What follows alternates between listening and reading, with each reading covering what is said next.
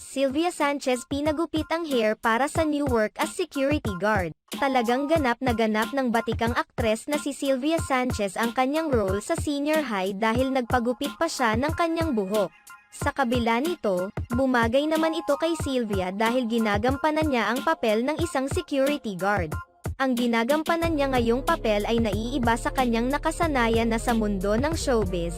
Gayunpaman, pinatunayan ni Sylvia ang kanyang galing dahil maayos niyang na-portray ang karakter. Samantala, makakasama ni Sylvia Sanchez ang kanyang mga anak rito na sina Rhea Atayde at Jella Atayde.